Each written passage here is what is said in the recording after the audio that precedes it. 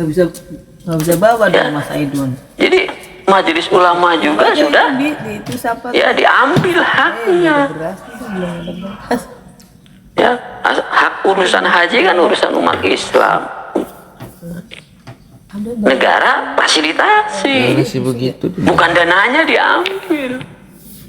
Fasilitasi, payungi dengan hukum, fasilitasi penyelenggaraannya.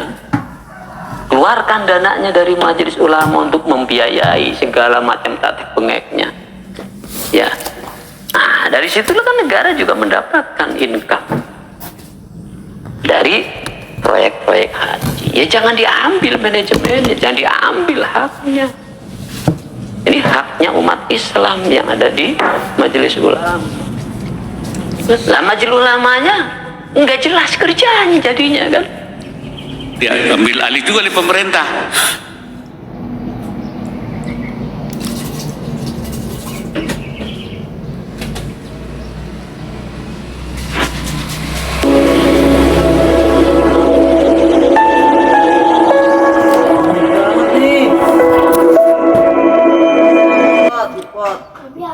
Agaknya belum memudaya, karena tidak terbiasa dengan mensinkronkan antara ayat qauliyah dengan kauniyah. Begitu saudara. Ya, fungsikan bahwa Quran itu memang benar-benar hudan. Quran itu memang benar-benar petunjuk bagi manusia. Ya, kalau namanya petunjuk, ya otomatis ada yang ditunjuk, ada realitanya. Ya, bisa bentuknya realita itu sejarah yang masa lalu, ya, bisa bentuknya adalah realita yang hari ini. Adapun realita yang akan datang, ya, itu merupakan wawasan atau pembekalan buat orang-orang yang benar-benar mengkaji dan memahami ayat-ayat Allah. Baik saudara, dalam kesempatan ini ya kajian kita masih menyoroti kondisi sosial kita ya tentang persoalan Ma'had Al-Zaitun. Ya, ini akan terus kita angkat agar apa? Agar masyarakat itu paham ya, apa sih sebenarnya yang sedang terjadi? Ya, apa yang sesungguhnya sedang terjadi di bangsa kita? Ya, maka saya berikan judul ya. Kalau kemarin saya memberi judul Ma'had atau Al-Zaitun adalah aset negara. Ya. Namun Panji Gumilangnya problem negara. Ya, sebenarnya bagaimana mungkin ya yang satunya adalah aset, satunya lagi adalah problem. Ya, dari sini saja sudah merupakan ketidakadilan. Karena tanpa Panji Gumilang nggak ada tuh yang namanya Al-Zaitun. Ya, maka judul kali ini kita tingkatkan grade-nya bahwa Al-Zaitun merupakan aset bangsa. Ingat ya, Al-Zaitun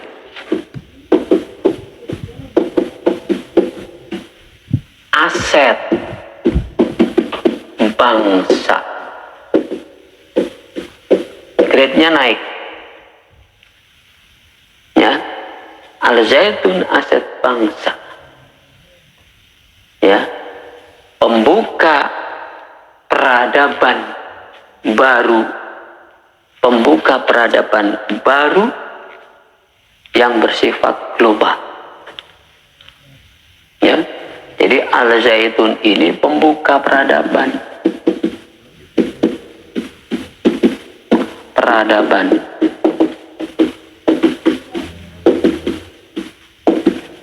baru yang mengglobal, berarti peradaban baru dunia. Nah ini Jadi grade-nya naik. Kenapa saya katakan bangsa? Ya. Negara itu ya lahir dari sebuah bangsa. Tanpa bangsa nggak ada negara. Jadi wawasan kita itu wawasan kebangsaan. Tanpa bangsa tidak ada negara. Tanpa bangsa kita dianggap nggak ada. Maka bangsa Indonesia itu telah lahir. Real dan konkret dibuktikan dengan wujudnya negara. Begitu saudara. Ya. Maka grade-nya naik. Dan suatu negara ya memiliki kualitas dan kemajuan yang baik, yang tinggi, manakala sebuah negara dibangun oleh seorang bangsawan. Jadi begini saudara grade-nya. Ya, ada bangsa, ada negara, ya. Paling bawah sebenarnya ada politik. Tinggal nambahin aja kalau orangnya bangsawan. Orangnya adalah negarawan. Kalau politik bukan politikawan, tapi politikus. Kus pakainya, politikus. Dalam sejarah perkembangan bangsa Indonesia yang melahirkan sebuah negara, saudara, kita baru menemukan dua tokoh yang basicnya bukan politik. Ya, dua tokoh bangsa Indonesia yang latar belakangnya bukan politik. Latar belakangnya ya pendidikan. Latar belakangnya akademis. Maka pembahasan kita di situ nantinya. Kita lihat segala sesuatu itu secara akademis. Karena akademis itu basicnya ilmu. Yang saya katakan dua tokoh itu adalah yang pertama Profesor Insinyur Habibie. Yang kedua Kiai Haji Abdurrahman Wahid. Beliau basicnya adalah akademis. Orang kampus atau orang pesantren, ya. Jadi dua tokoh itu. Nah, ini dua tokoh ini yang basicnya itulah yang nantinya ya negara ini akan menjadi baik, negara ini akan menjadi maju. Tapi kalau negara dipimpin oleh orang yang berlatar belakang politik, saudara bisa saksikan sendiri. Saudara bisa saksikan sendiri. Kalau latar belakangnya politik, saudara, ya, saudara bisa saksikan keributan yang nggak ada henti-hentinya. Soekarno latar belakangnya politik, ya.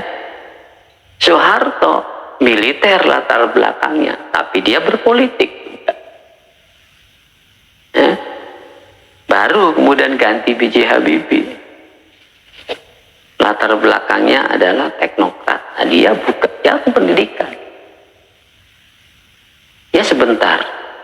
Lalu Gus Dur, Abdurrahman Wahid. Seorang kiai yang dididik oleh pesantren. Beliau tidak sakit hati diturunkan dengan paksa secara politik. Ya, tidak sakit hati.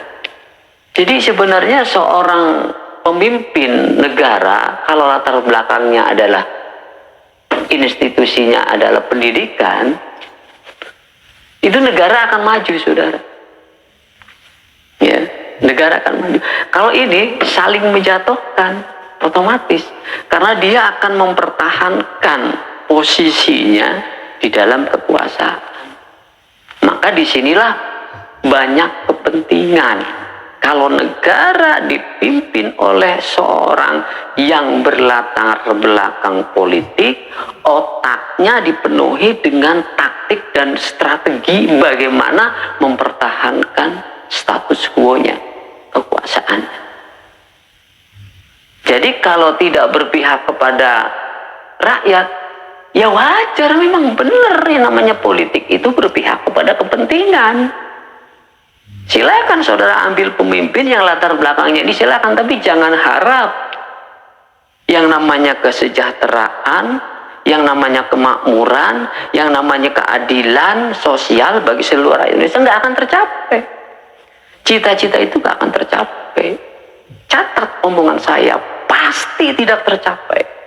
Yang namanya basic politik itu dalam bernegara. Tapi kan politik penting, perlu, ya. Apakah seorang akademisi nggak bisa berpolitik? Bisa, santun dia. Dia punya etik. Kalaupun berpolitik. Islam pun juga ada istilahnya asyasah. Ya, kalau di sini enggak.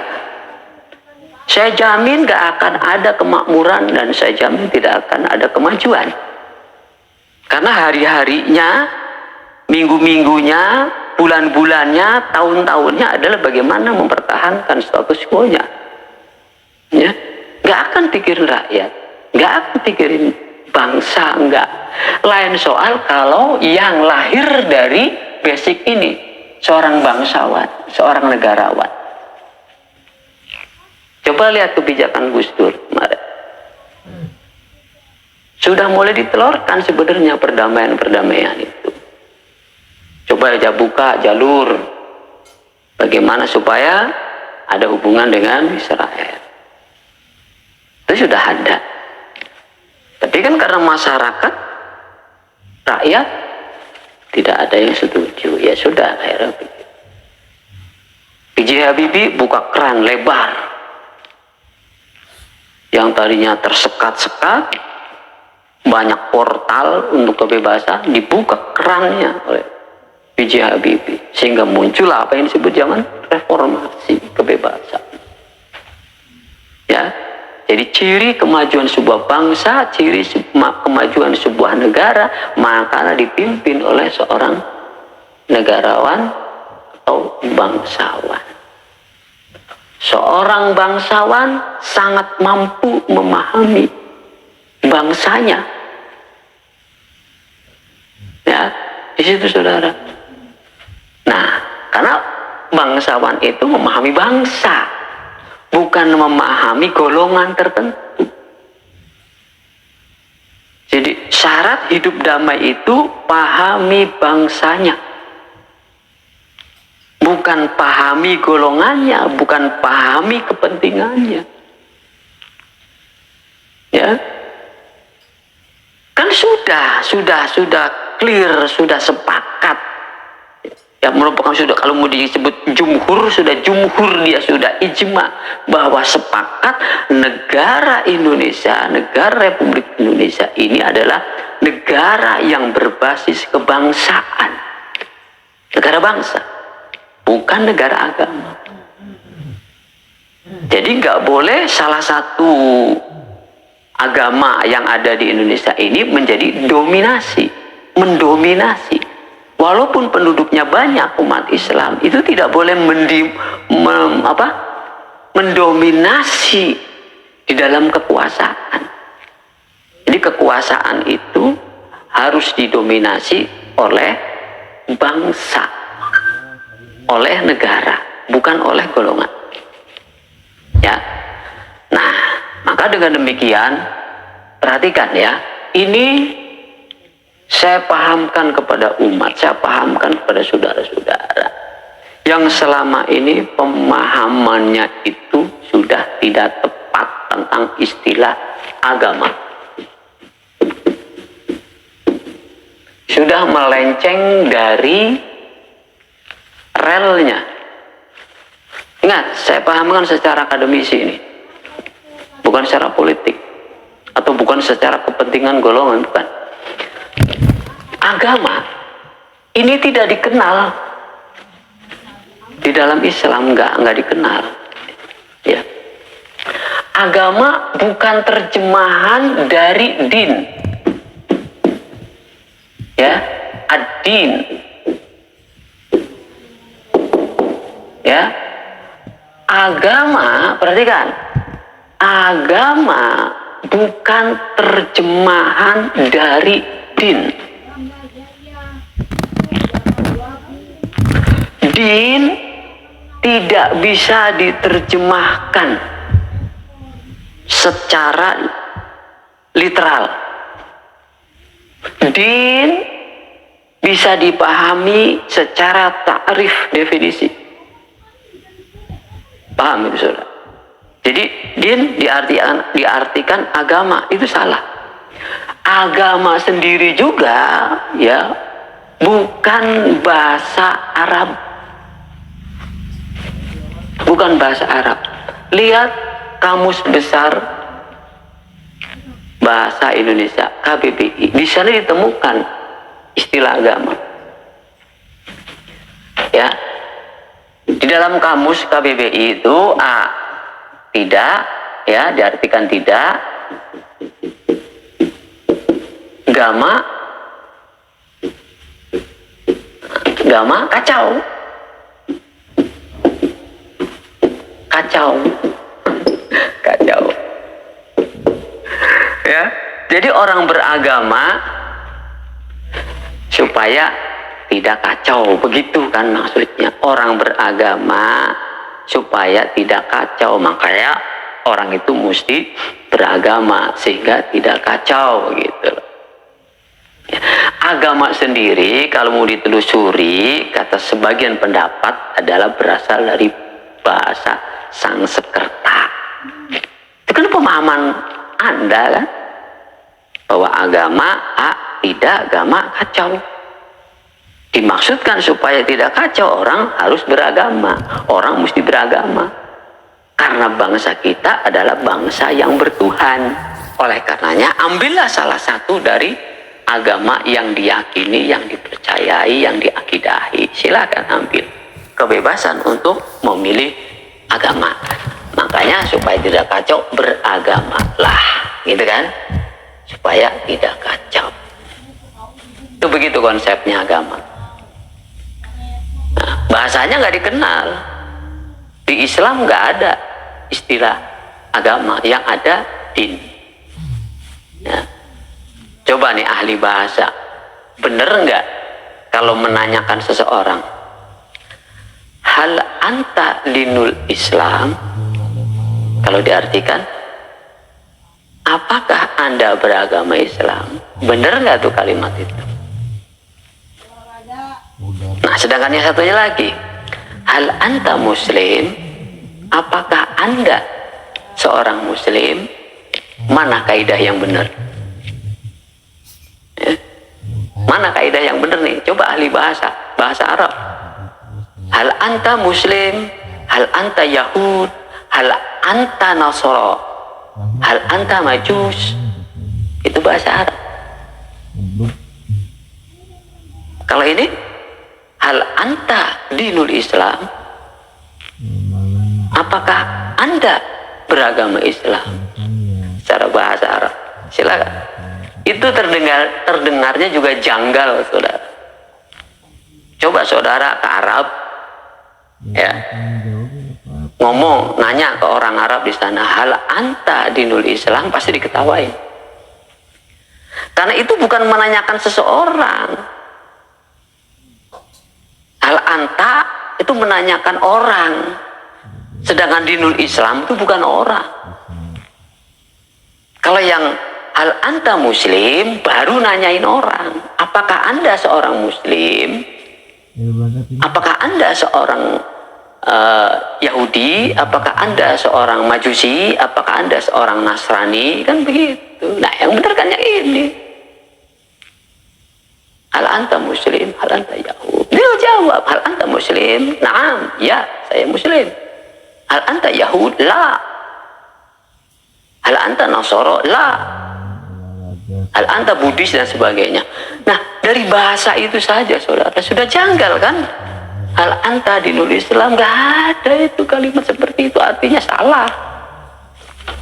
Ya, dari segi bahasa itu aja udah keliru dalam ininya, penterjemahannya. Ya, jadi sekali lagi bahwa agama bukan arti dari din. Apakah Islam itu agama? Ya. Apakah Islam itu sama dengan agama? Tidak. Ya. Ya. Islam tidak sama dengan agama. Tapi kalau agama adalah agama Islam adalah agama, ya. Ya, tapi kalau apakah Islam itu sama dengan agama? Tidak. Islam tidak sama dengan agama. Kalau Islam disebut agama, boleh, bisa. Ya, perhatikan. Ya, jadi ini bukan dari bahasa Arab, tapi dari bahasa Hindu, bahasa Sanskerta gitu ya. Artinya tidak kacau. Seseorang supaya tidak kacau mesti beragama, peluk salah satu agama yang ada. Nah, sekarang bicara fakta kan? Faktanya kacau nggak? Itu faktanya. Nah, kalau faktanya kacau berarti ada yang salah. Apa bukti fakta kacau? Ya ramai hari ini, ada penodaan agama, ada penyimpangan agama. Loh, penyimpangan agama, penodaan agama, sehingga timbullah persoalan-persoalan di masyarakat. Kan kacau. Kenapa kacau? Karena apa? Karena tidak konsisten dengan apa yang dikehendaki oleh istilah agama itu sendiri.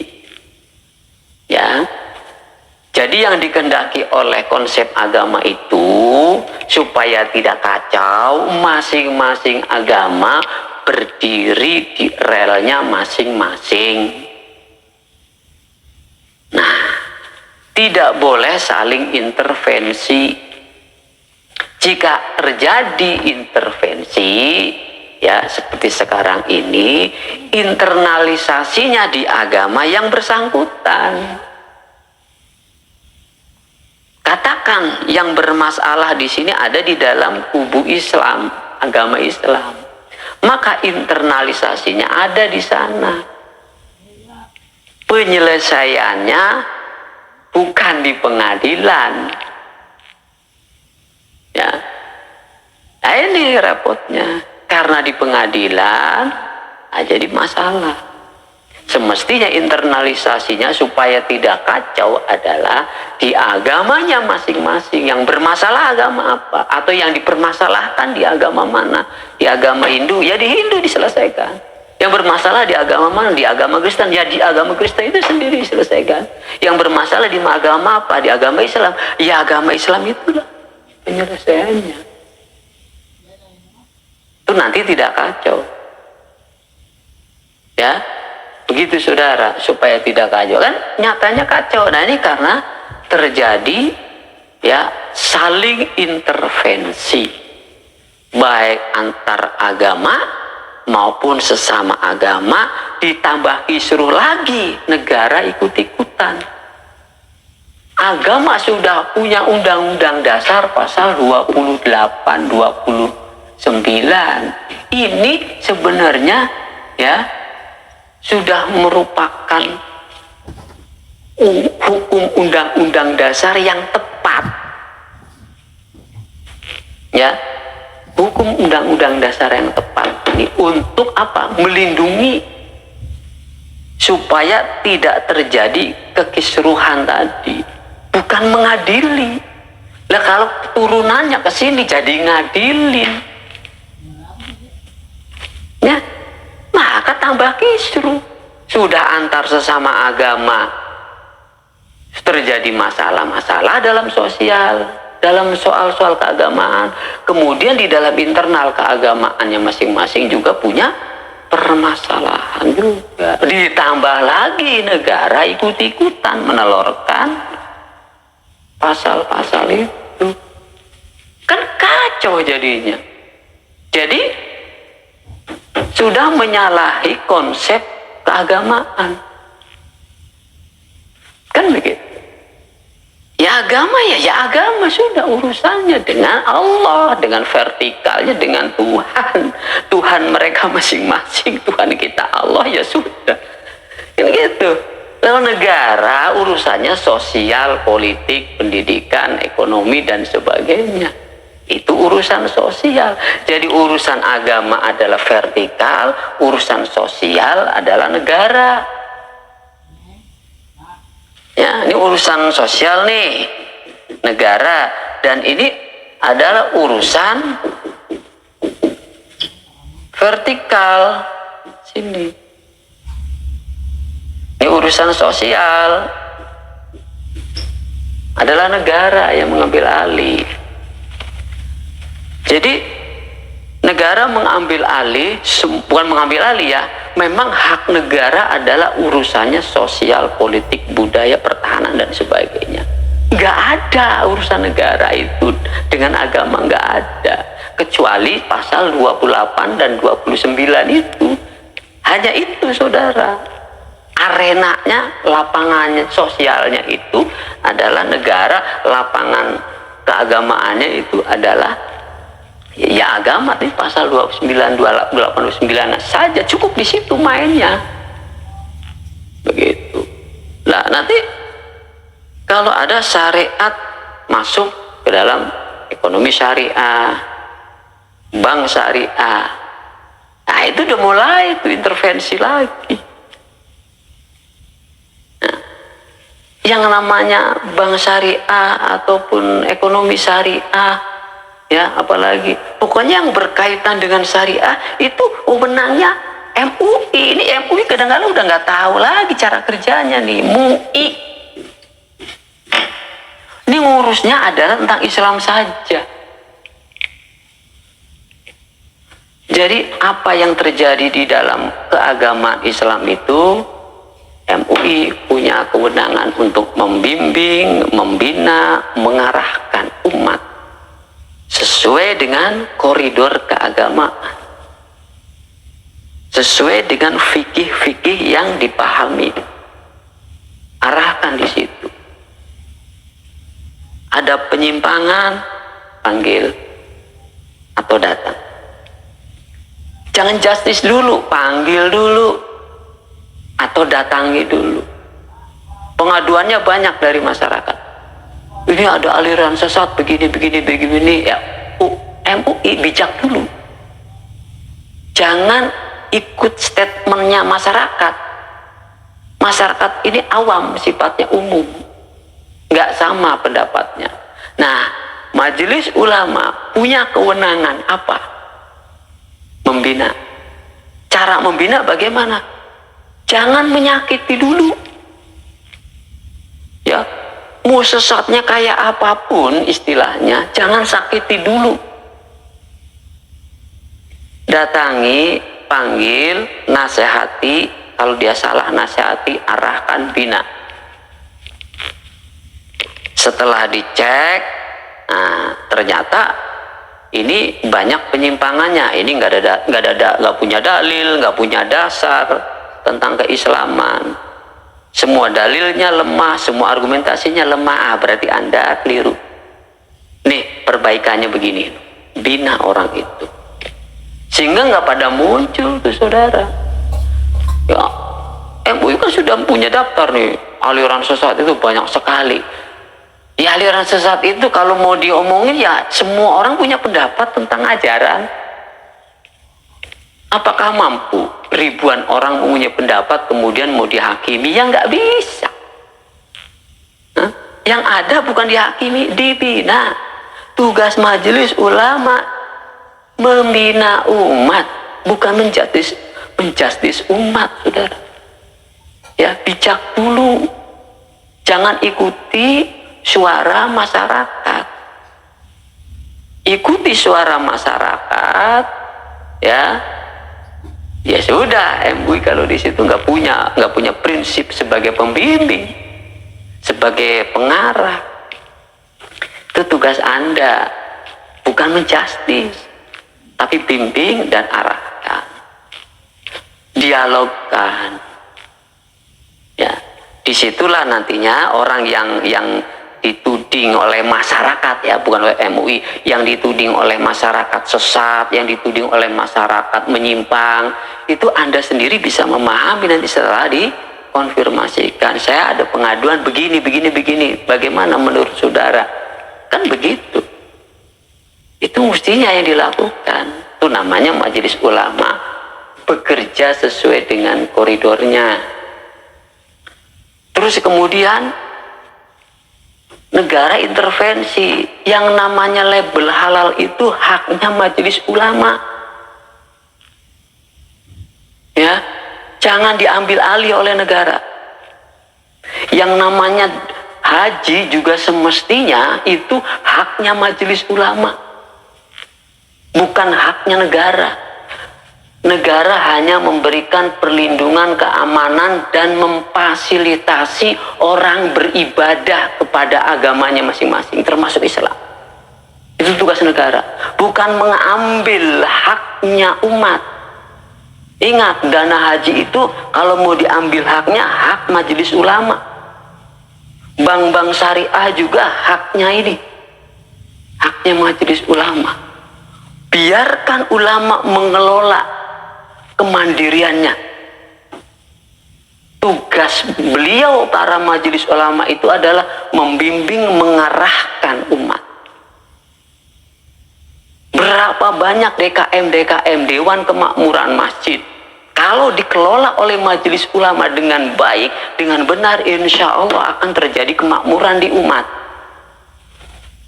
Jangan ikut-ikutan negara itu mengelola zakat, jangan.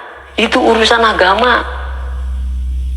Badan Amil Zakat Nasional itu milik majelis ulama semestinya, bukan milik negara. Negara sudah punya relnya, yaitu pajak.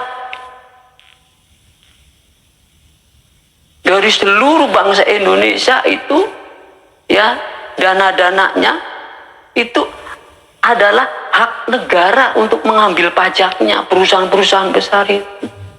Kayak namanya dana sodako, infak, zakat, semuanya ada di sini semestinya. Nggak perlu ada Basnas itu, harusnya ada di sini. Tuh haknya majelis ulama, urusan agama, saudara. Bagaimana ada departemen agama? Ya ini departemen agama itu melindungi seluruh agama. Ini koridornya, memfasilitasi. Umat Hindu mau bikin gereja, difasilitasi, keputusannya keluar dari sini, departemen agama. Orang Hindu mau bikin sarana apa keagamaan, keluar dari departemen agama. Pendidikan juga begitu. Jadi keputusan pemerintahannya itu ada di sini nih, koridornya di sini, ya, dasarnya ini.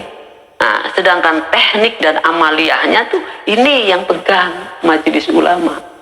Nanti di Kristen juga ada, masing-masing punya semacam ini.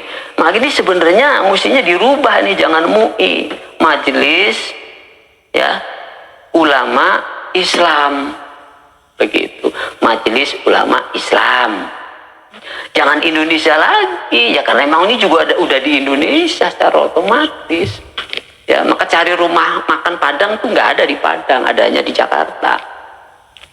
Ya, kalau udah majelis, ya, umat Islam, ya otomatis ada di sini, di dari Indonesia, nggak usah dicantumin Indonesia juga tahu bahwa majelis umat Islam itu adanya di Indonesia. Nanti PGI ada apa, persatuan umat Hindu, persatuan umat Kristen, persatuan masing-masing punya lah organisasinya untuk mengurus amaliyah itu. Nah itu dilindungi semua, itu baru tertib saudara. Jadi masing-masing vertikal ini hubungannya dengan Tuhan, dengan Allah bagi kita umat Islam. Ini baru tertib. Ya, jangan lagi ini berpolitik lagi, main-main dengan politik. Ya orang udah ngomong teriak-teriak. Urusan agama ya urusan agama, urusan politik ya urusan politik. Ya karena agama dengan politik udah saling intervensi, maka timbullah politik identitas, ribut lagi, demonya besar-besaran lagi. Bagaimana bangsa Indonesia ini? Ya kan sudah jauh-jauh hari pendiri bangsa itu mencoret 7 kalimat, 7 kata. Ya, andaikan itu masuk ke dalam Undang-Undang Dasar 45, kayak apa saudara terjadinya? Ada orang Hindu atau orang Kristen ya umpamanya melakukan kejahatan yang dilakukan bersama, misal ya orang Hindu memperkosa orang Islam, hukumannya gimana? Gak mungkin orang Hindu ini yang memperkosa orang Islam itu dirajam, atau sebaliknya orang Islam melakukan tindak kekerasan, pelecehan seksual umpamanya kepada orang Kristen, bagaimana hukumnya terhadap orang Islam? Mengikuti syarat Islam. Dengan ini hukumannya lewat mana? Masih dihukum masing-masing agama? Kacau. Kacau saudara. Ya, makanya hal-hal yang berbau syariah itu kan nggak direspon oleh orang-orang secara nasional, nggak direspon. Orang Islam sendiri apa pakai bank syariah? Kan enggak. Kan banyak orang Islam yang nggak mau pakai bank syariah. Orang Islam juga banyak yang nggak mau menggunakan ekonomi syariah. Nah, itu kan masalah ekonomi, masalah pendidikan itu urusan sosial, urusan negara. Maka serahkan sepenuhnya kepada negara.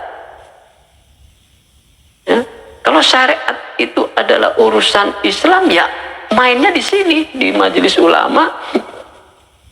Ya sudah, dalam Majelis Ulama orang Islam aja. Di Muhammadiyah ada, di NU ada. Jadi NU juga punya majelis apa namanya Bahsul Masail, Muhammadiyah juga punya majelis tarjih, ini juga punya majelis fatwa. Tinggal bekerja sama saja ini ngurusin umat Islam. Ya, nggak usah naik-naik ke negara. Negara juga sibuk dengan urusannya masing-masing.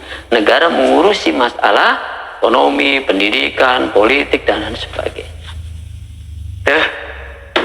Saudara. Ya.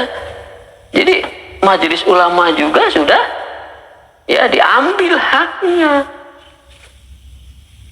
Ya, hak urusan haji kan urusan umat Islam. Negara fasilitasi, bukan dananya diambil.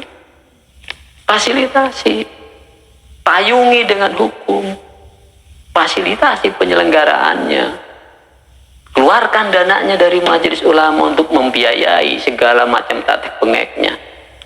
Ya, nah dari situlah kan negara juga mendapatkan income dari proyek-proyek haji. Ya jangan diambil manajemennya, jangan diambil haknya.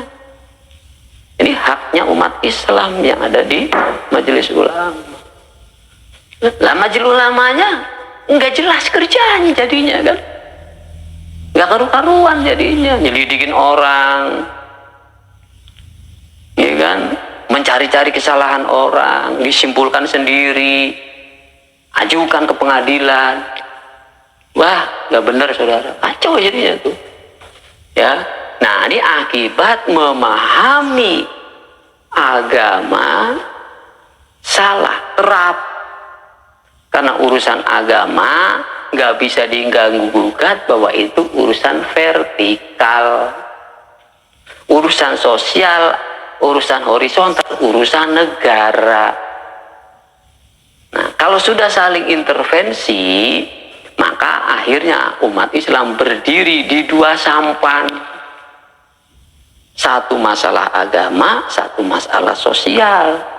Beda sampannya.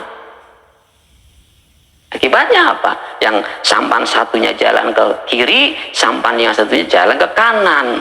Akhirnya apa? Jatuh. Kagak jelas. Artinya berdiri di dua sisi. Gitu, urusan agama. Ini urusan negara atau sosial. Ya. Tapi ngomongnya apa? Ya urusan agama, ya agama jangan dibawa-bawa ke urusan politik. Lah urusan politik urusan negara kan. Nah, faktanya kan begitu. Nah, begitu. Nah, ini udah saling intervensi. Nah, jadi akhirnya percampuran antara agama dengan sosial itu, ya, nah, tahu nggak istilah yang dibuat oleh orang Barat yang namanya apa? Ya, orang Barat membuat istilah, ya, apa itu namanya? Ya, ini urusan agama sendiri, urusan sosial sendiri mestinya. Tapi ini berbaur, membaurnya itu saling intervensi. Ya, orang Barat menamakan istilah sekuler.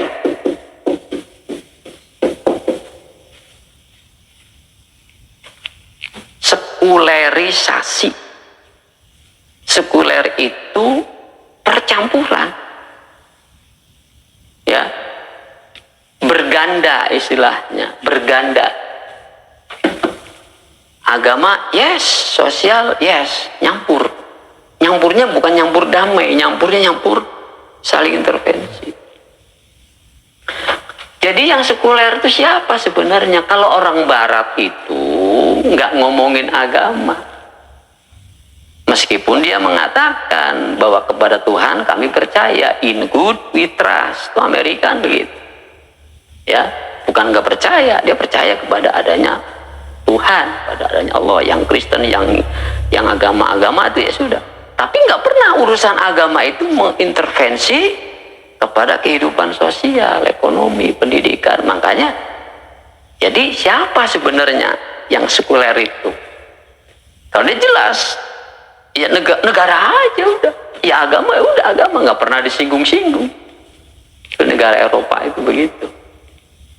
Ya, makanya fokusnya kepada urusan duniawi istilahnya. Urusan ukhrawi ya udah ada ini masing-masing, ada gereja, ada apa ya berjalan. Nah, bangsa Amerika punya sejarah. Kenapa tidak menyinggung-nyinggung, tidak mengait-ngaitkan kehidupan sosialnya dengan agama mereka, yaitu Kristen. Kristen punya sejarah masa lalunya yang kelam. Eropa masa lalu di zaman kegelapan yang kemudian muncul istilah Renaissance itu akibat agama Kristen itu ya menguasai di atas raja. Yang tadinya para uskup itu adalah penasehat raja, tetapi akhirnya menjadi penguasa raja. Jadi raja itu dipegang oleh uskup. Ya. Jadi semua kebijakan keluarnya bukan dari raja, tapi keluar dari uskup. Itu zaman kegelapan. Begitu datang Islam, ya, disitulah berubah. Itu agama, saudara. Jadi agama mengungkung masyarakatnya. Masyarakat Eropa di masa kegelapan. Ketika orang berpikir mengkritisi agama, hukumannya mati. Maka banyak para ilmuwan Eropa itu dulu ya banyak yang dieksekusi karena menentang, berlawanan dengan hukum agama. Jadi orang yang berpikiran maju, orang yang berpikiran menggunakan otaknya, berpikir untuk peradaban, itu akan dieksekusi oleh kerajaan. Karena di atas rajanya itu ada uskup. Begitu datang Islam membawa peradaban baru, disitulah keberanian orang-orang Kristen ya untuk berpikir, berpendapat, meraih kemajuan dengan datangnya Islam. Karena Islam membawa peradaban yang baik dan membawa juga teknologi yang baik, maka berkembanglah orang-orang Eropa di situ atas dasar arahan dan bimbingan dari umat Islam. Maka maju. Ya. Kemudian secara ekstrim.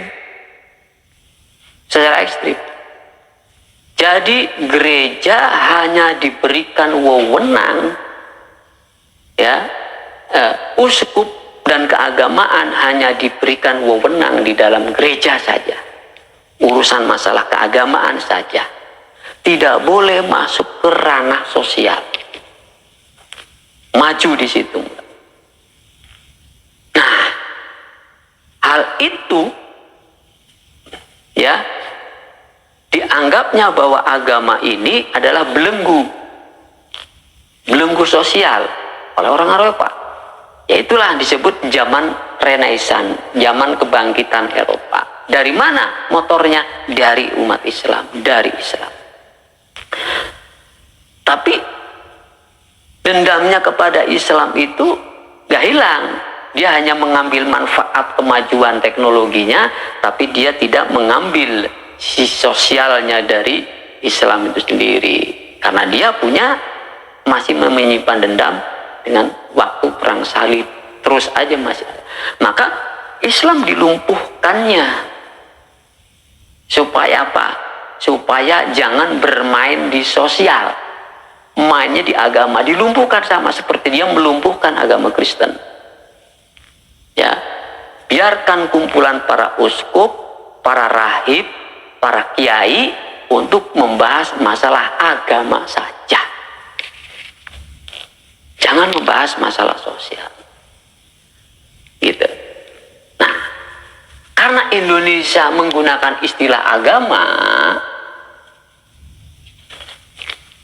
ya harus konsisten. Karena Hindu, Buddha, Kristen, Islam itu semuanya agama. Ya.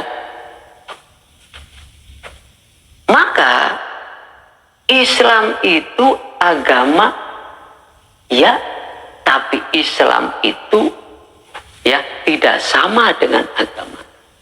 Itu yang harus dicatat. Islam mempunyai definisinya tersendiri. Ya, definisinya luas, saudara. Kalau mau menerjemahkan dinul Islam, ya, jangan agama Islam. Kalau agama Islam ya harus tempatnya sama kayak Kristen, kayak Hindu, kayak Buddha secara keagamaan. Jadi Islam itu pembahasannya luas. Jadi kalau mau disimpulkan bahwa Islam itu adalah cara hidup. Bagaimana cara hidup? Berdasarkan konsep Islam. Nah, dalam kesempatan yang lain kita akan bahas. Ya, ini tempatkan dulu pada porsinya bahwa Islam karena sudah dipahami oleh umat bahwa Islam adalah agama, ya sudah harus bermain di agama. Jangan cawe-cawe ke sosial. Cawe-cawe ke sosial, intervensi lagi namanya. Gitu. Nah, disinilah repotnya. Kalau sudah saling intervensi, agama mengintervensi sosial, ya, sosial melalui tangan negara mengintervensi agama. Kacau lagi. Kacau. Ya. Jadi kita tidak mau kejadian, ya, ketika Islam dilumpuhkan menjadi agama. Jadi kalau Islam dilumpuhkan menjadi agama, ya harus konsisten. Karena konsep agama itu tidak bermain di ranah sosial. Konsekuensi agama itu adalah vertikal. Ya, vertikal. Itu konsekuensinya. Nah, jadi saudara sekalian, ya, kembalikan ke sini. Anda sudah meyakini bahwa Islam itu adalah agama, ya sudah, terima. Toh itu akidah saudara. Ya. Sementara Islam itu sendiri tidak sama dengan agama. Karena din, ya, tidak diterjemahkan dengan agama, atau agama bukan terjemahan dari din. Bahwa din, ad-dinul Islam, dinul Islam itu bukan agama Islam. Ya. Din mahwa syariah. Apa itu syariah? Din adalah syariah. Nanti bisa diurai ya. Oke, kita tempatkan dulu pada porsinya. Jadi kalau negara hari ini mengobok-obok agama, terjadilah masalah. Ya, sudah tempatkan masing-masingnya pada ranahnya masing-masing. Negara nggak usah urusin masalah teknis bagaimana cara orang Islam beribadah, bagaimana cara orang Islam berpikir, bagaimana cara orang Islam berpendapat, bagaimana cara orang Islam mengamalkan. Nggak usah ikut-ikutan, sudah ada masing-masing ranahnya. Ada agama, ada Muhammadiyah, ada NU, ada MUI. Serahkan saja kepada mereka. Jika ada masalah, dia internalisasi aja. Udah negara enak ngurusinnya itu saja tuh.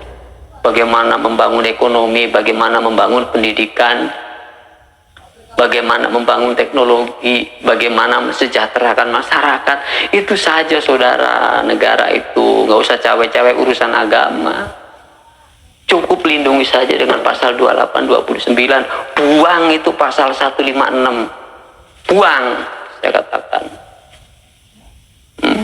Coba silahkan. Kalau Anda seorang negarawan nggak akan mengambil ini sebagai satu resiko, ya.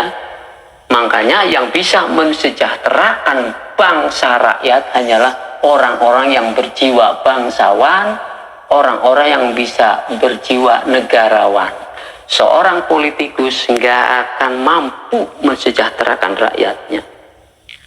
Pasti itu saudara, saya yakin sekali. Saya yakin sekali.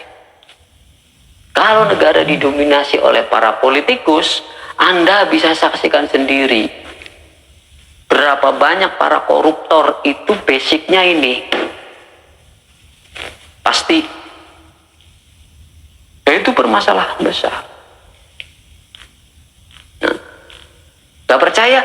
Anda udah rasakan masih gak percaya?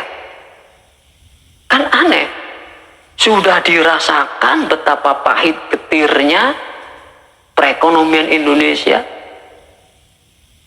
ya, yang hutangnya tidak bisa dihitung dengan digit udah. Itu kan pengelolaannya ini para politikus. Inilah kurang bersyukurnya kita. Bangsa Indonesia yang mayoritas umat Islam kurang bersyukur.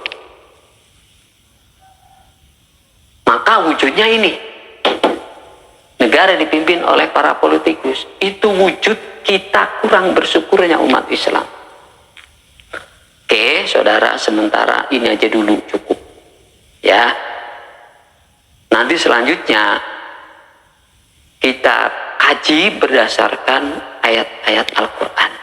Ini masih bersambung saudara, masih bersambung ya. Kita akan lihat kurang bersyukurnya bangsa kita ini yang mayoritas umat Islam. Ntar akan kita lihat tinjauannya ayat ya, tinjauannya Quran ya. Sebelum saya bacakan dulu ayatnya. Wa idh qala Musa liqaumihi ya qaumi idhkuru ni'matallahi alaikum idh ja'ala fikum anbiya'a wa ja'ala mulukan wa atakum ma lam yu'ti yu'ti ahada minal alami. Ya, Qur'annya ini zaman Musa, saudara. Ya, zaman Musa. Ya, kalau Quran dibaca zamannya Musa, ya apa sih hubungannya dengan kita? Ya nggak ada, saudara, kan seakan-akan begitu. Nggak ada hubungannya dengan kita, nggak ada. Ini cerita zaman Musa. Ya, di mana zaman Musa itu kurang bersyukur umatnya, padahal dijadikannya dari Bani Israel itu para nabi-nabi, dan dijadikannya kamu bangsa yang merdeka. Ya, oke, itu zaman dulu ceritanya buhala banget ya. Tapi kalau saudara bacanya pakai kitab abad ke-8 nggak bisa pahami ayat ini. Insyaallah ya kita akan pahami bahwa Quran berlaku sepanjang masa. Oke, nanti bangsa Indonesia akan kita sorot dengan ayat ini. Ya, tunggu materi selanjutnya. Hadanallahu wa iyyakum ajmain. Walhamdulillahirabbil alamin. Negara intervensi, yang namanya label halal itu haknya majelis ulama. Ya, jangan diambil alih oleh negara.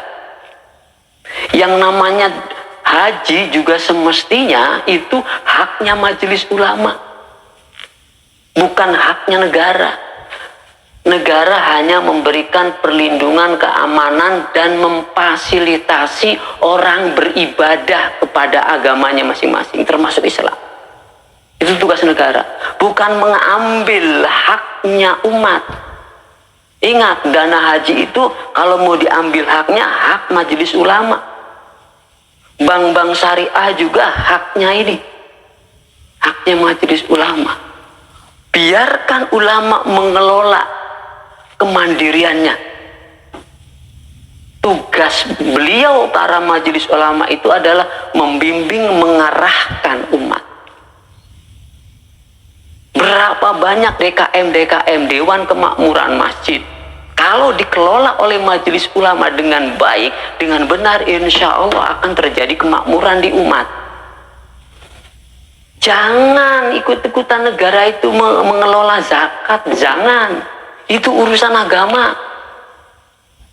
Badan Amil Zakat Nasional itu milik majelis ulama semestinya, bukan milik negara.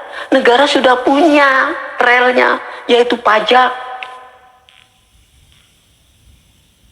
Dari seluruh bangsa Indonesia itu, ya, dana-dananya itu adalah hak negara untuk mengambil pajaknya, perusahaan-perusahaan besar itu.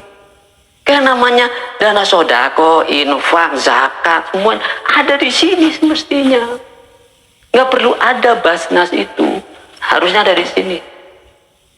Itu haknya majelis ulama. Urusan agama, saudara. Bagaimana ada departemen agama? Departemen agama. Ya ini.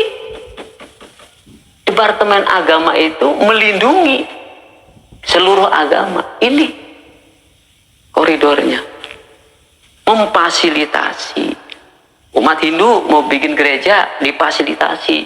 Keputusannya keluar dari sini. Departemen agama. Orang Hindu mau bikin sarana apa keagamaan, keluar dari Departemen agama. Pendidikan juga begitu. Jadi keputusan pemerintahannya itu ada di sini nih, koridornya di sini. Ya, dasarnya ini. Nah, sedangkan teknik dan amaliyahnya tuh ini yang pegang majelis ulama. Nanti di Kristen juga ada. Masing-masing punya semacam ini. Maka ini sebenarnya mestinya dirubah nih, jangan MUI, Majelis ya Ulama Islam. Begitu, Majelis Ulama Islam. Jangan Indonesia lagi, ya karena memang ini juga udah di Indonesia secara otomatis. Ya, maka cari rumah makan Padang tuh nggak ada di Padang, adanya di Jakarta. Ya kalau yang udah majelis ya umat Islam, ya otomatis ada di sini. Di negara Indonesia, nggak usah dicantumin Indonesia juga tahu bahwa majelis umat Islam itu adanya di Indonesia. Nanti PGI ada apa? Persatuan Umat Hindu, Persatuan Umat Kristen, Persatuan masing-masing punyalah organisasinya untuk mengurus amaliyah itu. Nah itu dilindungi semua. Itu baru tertib, saudara. Jadi masing-masing vertikal ini hubungannya dengan Tuhan, dengan Allah bagi kita umat Islam. Ini baru tertib. Ya, jangan lagi nih berpolitik lagi, main-main dengan politik. Ya orang udah ngomong teriak-teriak. Urusan agama ya urusan agama, urusan politik ya urusan politik. Ya karena agama dengan politik udah saling intervensi, maka timbullah politik identitas, ribut lagi, demonya besar-besaran lagi.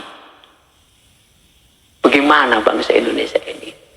Ya kan sudah jauh-jauh hari pendiri bangsa itu mencoret 7 kalimat, 7 kata. Ya, andaikan itu masuk ke dalam Undang-Undang Dasar 45, kayak apa saudara terjadinya? Ada orang Hindu atau orang Kristen, ya, umpamanya melakukan kejahatan. Kejahatan yang dilakukan bersama, misal, ya orang Hindu memperkosa orang Islam, hukumannya gimana? Ya mungkin orang Hindu ini yang memperkosa orang Islam itu dirajam. Atau sebaliknya orang Islam melakukan tindak kekerasan, pelecehan seksual umpamanya kepada orang Kristen. Bagaimana hukumnya terhadap orang Islam? Mengikuti syarat Islam. Dengan ini hukumannya lewat mana? Masa dihukum masing-masing agama? Kacau. Kacau saudara. Ya, makanya hal-hal yang berbau syariah itu kan nggak direspon oleh orang-orang secara nasional, nggak direspon. Orang Islam sendiri apa pakai bank syariah? Kan enggak. Kan banyak orang Islam yang nggak mau pakai bank syariah. Orang Islam juga banyak yang nggak mau menggunakan ekonomi syariah. Nah, itu kan masalah ekonomi, masalah pendidikan itu urusan sosial, urusan negara. Maka serahkan sepenuhnya kepada negara. Ya. Kalau syariat itu adalah urusan Islam, ya mainnya di sini, di majelis ulama. Ya sudah, intern majelis ulama orang Islam aja. Di Muhammadiyah ada, di NU ada. Jadi NU juga punya majelis Bahsul Masail, Muhammadiyah juga punya majelis tarjih, ini juga punya majelis fatwa. Tinggal bekerja sama saja ini ngurusin umat Islam. Ya, nggak usah naik-naik ke negara. Negara juga sibuk dengan urusannya masing-masing. Negara mengurusi masalah ekonomi, pendidikan, politik dan lain sebagainya. Saudara. Ya. Jadi majelis ulama juga sudah ya diambil haknya. Ya, hak urusan haji kan urusan umat Islam. Negara fasilitasi, bukan dananya diambil. Fasilitasi, payungi dengan hukum, fasilitasi penyelenggaraannya. Keluarkan dananya dari majelis ulama untuk membiayai segala macam tatib pengeknya. Ya, nah dari situlah kan negara juga mendapatkan income dari proyek-proyek haji. Ya jangan diambil manajemennya, jangan diambil haknya. Ini haknya umat Islam yang ada di majelis ulama.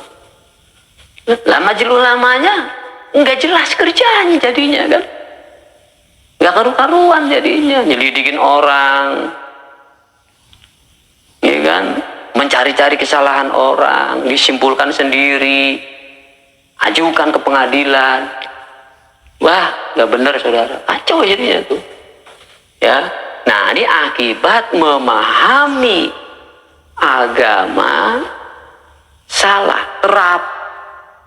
Karena urusan agama nggak bisa diganggu gugat bahwa itu urusan vertikal, urusan sosial, urusan horizontal, urusan negara. Nah, Kalau sudah saling intervensi, maka akhirnya umat Islam berdiri di dua sampan. Satu masalah agama, satu masalah sosial. Beda sampannya. Akibatnya apa? Yang sampan satunya jalan ke kiri, sampan yang satunya jalan ke kanan. Akhirnya apa? Jatuh. Kagak jelas. Artinya berdiri di dua sisi. Gitu, urusan agama. Ini urusan negara atau sosial. Ya. Tapi ngomongnya apa?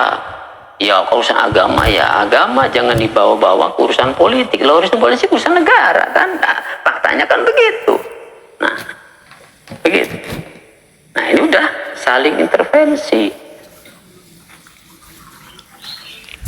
Nah, jadi akhirnya percampuran antara agama dengan sosial itu, ya, nah, tahu nggak istilah yang dibuat oleh orang Barat yang namanya apa? Ya, orang Barat membuat istilah, ya, apa itu namanya?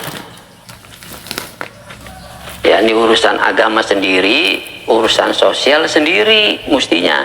Tapi ini berbaur, membaurnya itu saling intervensi. Ya, orang Barat menamakan istilah sekuler.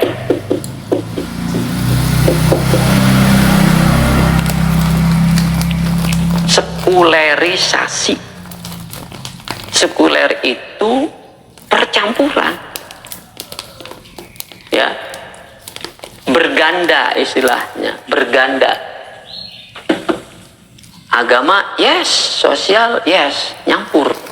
Nyampurnya bukan nyampur damai, nyampurnya nyampur saling intervensi.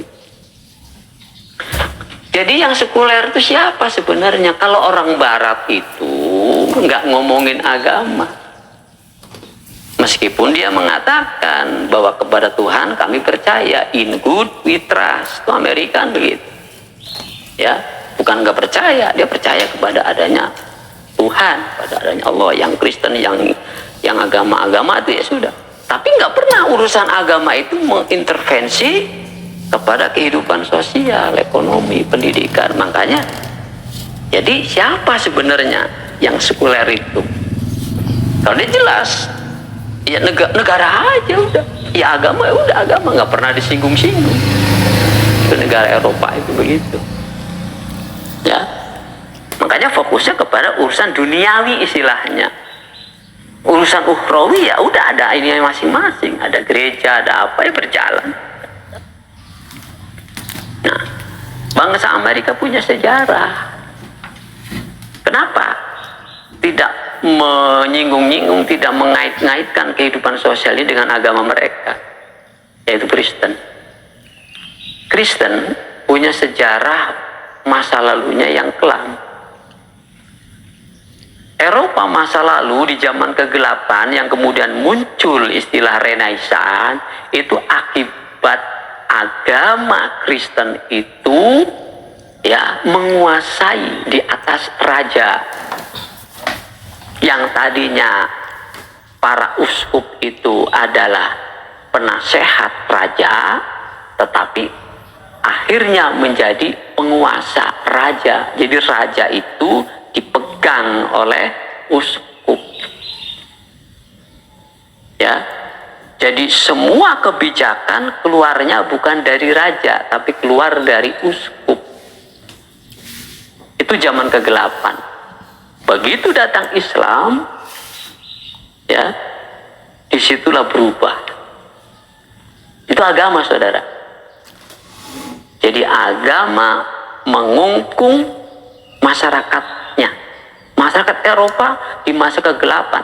Ketika orang berpikir mengkritisi agama, hukumannya mati. Maka banyak para ilmuwan Eropa itu dulu ya banyak yang dieksekusi. Karena menentang berlawanan dengan hukum agama. Jadi Jadi orang yang berpikiran maju, orang yang berpikiran menggunakan otaknya, berpikir untuk peradaban, itu akan dieksekusi oleh kerajaan. Karena di atas rajanya itu ada uskup. Begitu datang Islam membawa peradaban baru, disitulah keberanian orang-orang Kristen ya untuk berpikir, berpendapat, meraih kemajuan dengan datangnya Islam.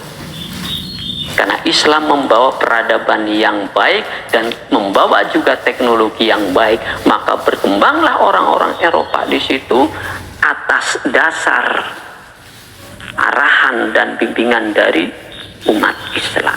Maka maju. Ya. Kemudian secara ekstrim. Jadi gereja hanya diberikan wewenang, ya, uskup dan keagamaan hanya diberikan wewenang di dalam gereja saja.